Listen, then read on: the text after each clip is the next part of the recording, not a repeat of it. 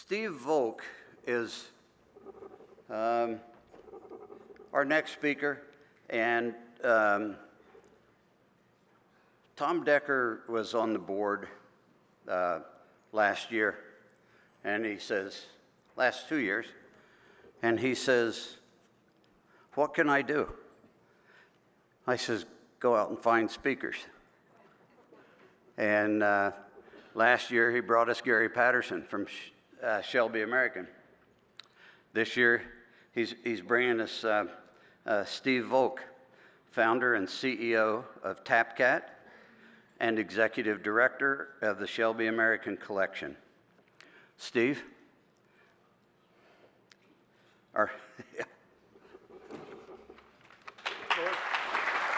Thank you.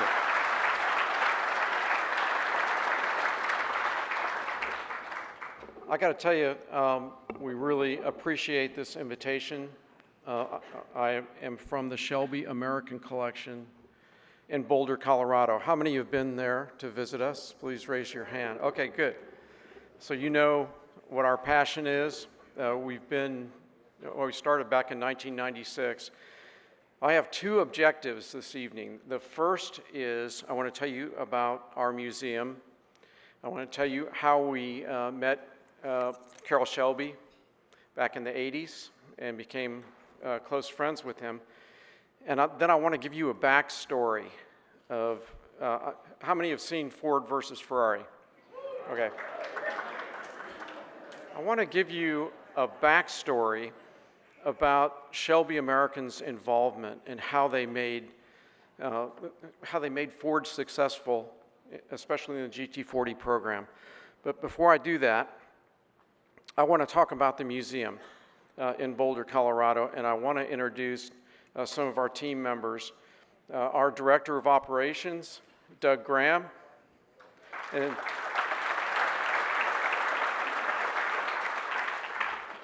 two of our really key volunteers, Tim Guerrero,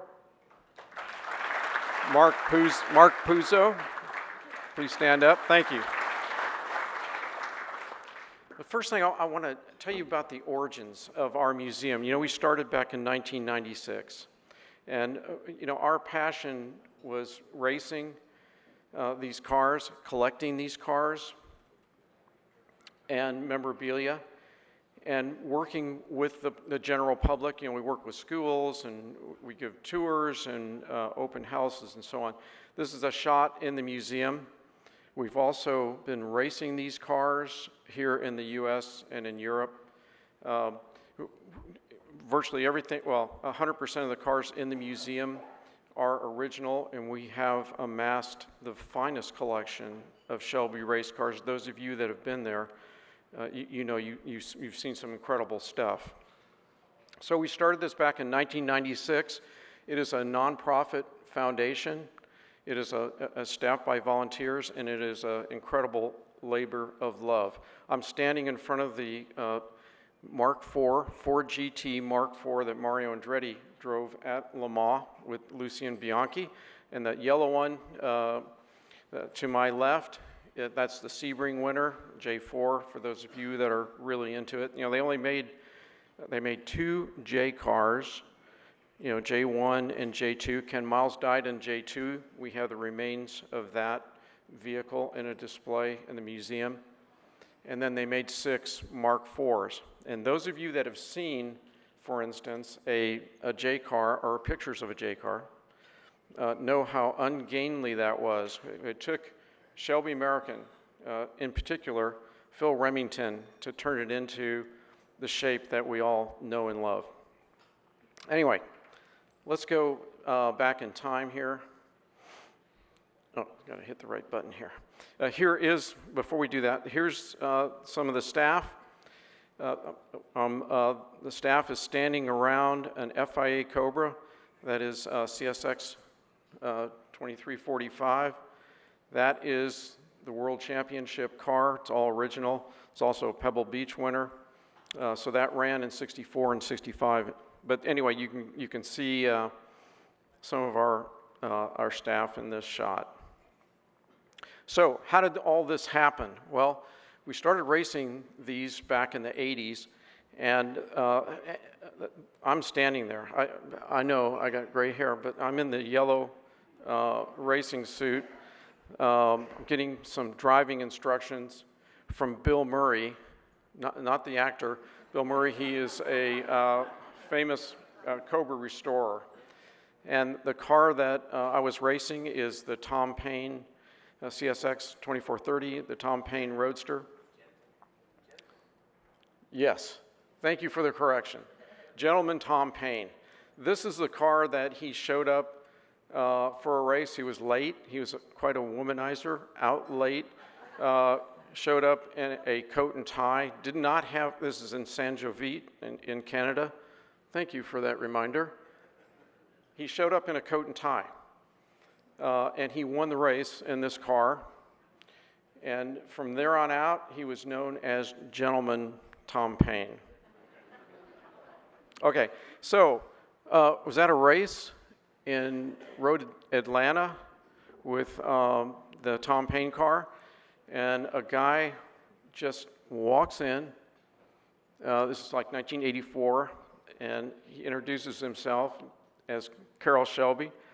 And we started talking. We did a quick interview with him, because he had a camcorder. Camcorder, the thing that you put on your shoulder.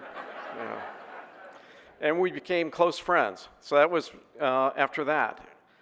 And about 10 years later, we had amassed so many cars, so much memorabilia. The stuff was cheaper back then, I got to tell you, but it was still expensive, that we decided we were going to do a museum. We were going to create we had no idea how to do it and what was entailed. So we sat down with Carroll, that's Bill Murray on the left, and that's me, again, with when I had black hair, and Carroll in his younger days. And, I said, I asked Carroll, I said, we're thinking about doing this museum, but we're not going to do it unless you're okay with it and that you're, we get your blessing. And he said, Steve, I will support you for as long as I'm vertical. And he did just that. He was at our museum every year. I think 2011 was his last year, and then, of course, he passed away in 2012. We continue to race. Believe it or not, I know it seems inconceivable, but our Daytona Coupe, which is the Le Mans Daytona, and Sebring winner, raced it in the U.S. and in Europe, and that's the Andretti Mark IV, actually raced that. You wouldn't think of doing that today, but back in the day, we did. Here's the FI Cobra Roadster and our Daytona Coupe. That's CSX 2299. Again, the Le Mans Daytona and Sebring winner, and that's at VIR. So we quit. What's that? That was 2000, right? Oh, it could have been 2000. This is a volunteer staff, okay? We've also got the Ken Miles Cobra Roadster, USRRC championship car. This is, everybody knows this car. And again, this is in VIR at either 98 or 2000. So as a result of us putting together this museum, we got to hang not only with Carroll Shelby, but with Phil Hill and Dan Gurney and Bob Bondurant and all the guys. And so in this picture, you can see Tom Yeager seated. And next to him is Jack Sears. Standing behind him is, let me hear it, Phil Remington. Yeah. Chuck Cantwell, Lou Spencer. There's Bondurant in the hat. And then there's Carroll hanging back. And these guys, oh yeah, also Rick Kopech is in the background, if you can pick that up. So we got to know these guys and have them over for dinner. Phil Hill would play the piano after dinner. It was just an amazing time. And they would also sign posters for us. And you have the opportunity to buy a couple of these posters tonight in the live auction. So that's coming up next. We to continue our legacy and to expand the museum, we do an annual sweepstakes, much like you do, for CF, but we do it for our museum. So, I want to give you a backstory. I know everybody talks about the championship season, or they talk about the Le Mans finish, but I want to talk about what Shelby did for Ford. And I know you all remember that, well, maybe you don't remember, but some of you do, that our government asked the major car manufacturers to enter into a moratorium on racing and to focus on safety and fuel efficiency. And Henry Ford II, the Deuce, thought about that. Initially agreed to it, but he said, you know what? Ford is the performance car company, and we need to get into racing. And so, of course, rumor has it that Iacocca came up with the idea, let's go buy Ferrari, and you've seen the movie, and you know what happened. So at that moment in time, and timing in life is everything, Lola had introduced the Lola GT, the Ford guys converged on Eric Broadley, and they built in Slough and at Ford Advanced Vehicles and at Broadley's place at Lola, they built 4 GT40s, 101, 102, 103, and 104. And these cars were constructed in part at Abbey Panels, and they gave the program to John Wire. Does anybody know that name? Yeah, okay, common name. And John Wire was the go-to guy if you needed somebody to run a team. For instance, you all know that Carroll Shelby was a remarkable driver. And in 1959, he won Le Mans, driving for Le Mans, driving for Aston Martin. And John Wire was the team captain. So it was a natural thing that they gave the program to John Wire. And I had a chance to meet John Wire, spent a fair amount of time with him. Of course, he's passed away. And they took these cars out and tried these 4 cars, tried to race them. They had Kaladi gearboxes and they had wire wheels and so on. And with a dismal failure. This is 1964, so you can see at the time trials, GT 101, the first one was destroyed. At Nürburgring 102, the bad crash, and on and on. And they just never finished a race. Here's another, this is Dickie Atwood. Those of you that know of him, he was driving this guy 102, or this was, what was this? Burned. We used 104, thank you. This is in the museum. So this is at Le Mans, thing burst into flames.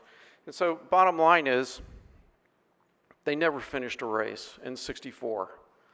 The last race of the season was at the Bahamas. And the Ford execs went to John Wire and they said, hey, we want to do the Bahamas. And Wire said, that's crazy. It's not a sanctioned race. Why are we doing this? It's a waste of resources.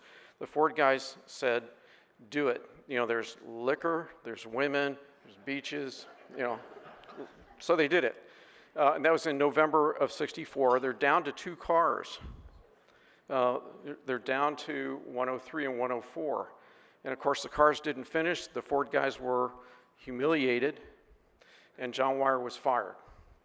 And they said, and you remember this kind of from the movie, fly these things to LAX and give them to that Shelby guy. So they did just that. This is what the cars look like at Nassau. So you can see they still got wire wheels. They got short noses. They were overheating, transaxles, gears, everything. And they flew these 2 cars to LAX. It wasn't like what you saw in the movie. In the movie, this beautiful car showed up at LAX and they pulled the sheet off of it. No, it's nothing like that. They were full of sand. They were clapped out, broken, wrecked cars. And they said, Shelby, you've got 7 weeks to get these things ready. before get them to Daytona. Meantime, Carroll just, in his band of California hot rodders, just won the USRRC championship. They were winning races throughout Europe. Here's Phil Hill in CSX, the FIA Cobra Roadster. You know, they were Viking Blue in '64. They were winning everything.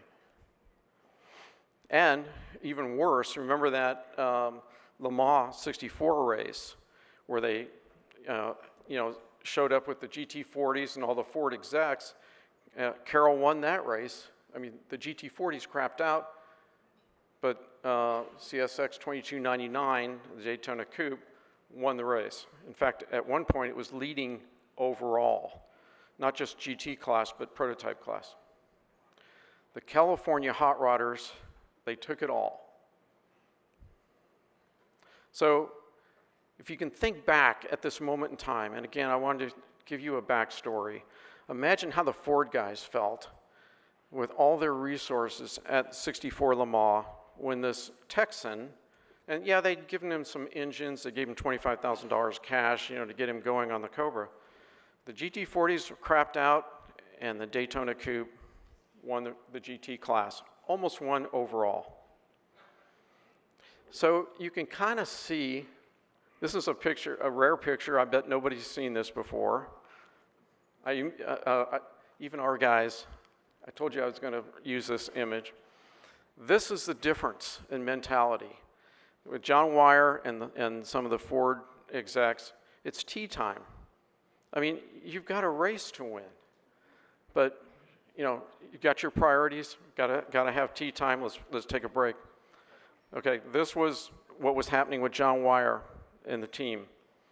This was what was happening with Shelby American at '64 Le Mans with the American hot rodders we call Shelby American. They were in it to win it, and they did it. So they had 7 weeks, and here is, this is 103 in our museum. Look what they did to this car. They got rid of the wire wheels. They took Cobra race engines, proven 289s. They went through and they reduced the weight. The heating problems on the transaxle I mentioned before, they put in this incredible ducting. They're getting ready for a 24-hour race. I mean, these cars had never finished a race in their life.